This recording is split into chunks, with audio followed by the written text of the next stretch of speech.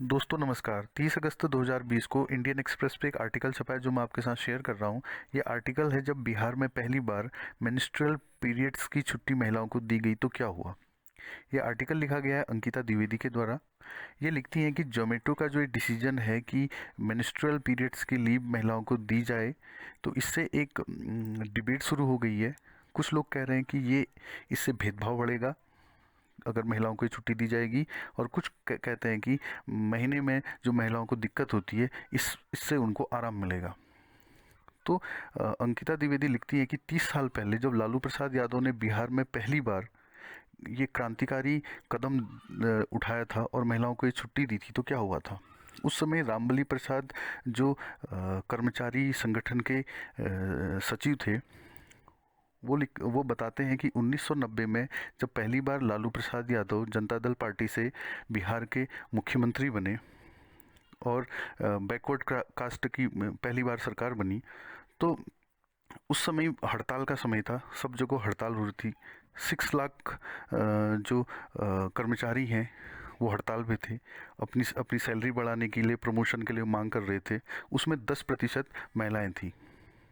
तो पटना में 5,000 हम लोग थे जो हर रोज़ हड़ताल कर रहे थे। तो आगे वो लिखती हैं कि उन महिलाओं की जो मांग थी उसमें टीचर्स थी, नर्स थी, क्लर्क थे, टाइपिस्ट थे। तो 32 दिन की वो हड़ताल चली थी। उस 32 दिन की हड़ताल में बाद में एक मांग महिलाओं ने और जोड़ दी कि उनको मेंस्ट्रुअल पीरियड की छुट्टी भी दी जाए। आगे वो इस आर्टिकल में लिखती हैं कि 1991 में लालू प्रसाद यादव ने महिलाओं को बुलाया, उनसे बात करी। उन्होंने सारी मांग तो नहीं मानी। जब बात मेंस्ट्रुअल पीरियड्स की लीव की आई, छुट्टी की आई, तो आर्टिकल में लिखा है कि लालू जी ने बहुत ध्यान से सुना।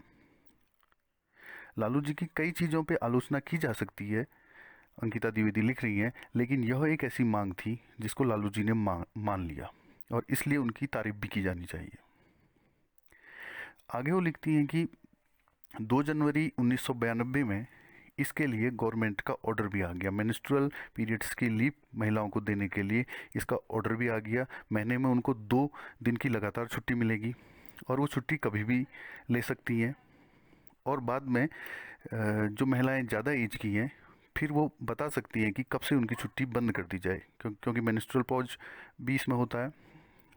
तो आगे वो कहते हैं कि यहाँ तक तो सब कुछ ठीक चला, लेकिन फिर दिक्कत ये आई। इन्होंने यहाँ पे दिया हुआ है पटना यूनिवर्सिटी की जो प्रोफेसर है उनका ज़रा सा यहाँ पे उदाहरण दिया हुआ है।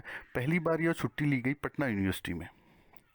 पटना यूनिवर्सिटी में इतिहास की जो प्रोफेसर हैं भारती एस कुमार, उन्होंने इस आर्टिकल में लिखा हुआ है, उनका बयान इसमें दिया हुआ है कि मुझे जब मेंस्ट्रुअल लीव की ज़रूरत पड़ी तो मैं इसके लिए जब एचओडी के पास गई, एचओडी ने मेरी ओर देखा और मेरी लीव पर साइन कर दिए। लेकिन हमको पुरुषों से ऐसे टॉन्ट सुनने को मिलते थे कि महिलाओं को देखो एक फेवर और मिल गया है। तो धीरे धीरे करके फिर अन्य जो स्टाफ की महिलाएं थी पटना यूनिवर्सिटी में, उन्होंने भी यह लीव लेना शुरू किया। ऐसा लिखती हैं भारती कुमार। तो दोस्तों एक बहुत ही अच्छा आर्टिकल है। ये उस बारे में है जिस बारे में समाज में हम बहस करने से डरते हैं या शर्माते हैं, झिझकते हैं। तो बहुत ही अच्छे शब्दों के साथ अंकिता द्विवेदी ने ये आर्टिकल लिखा है, आप इसे ज़रूर पढ़ें।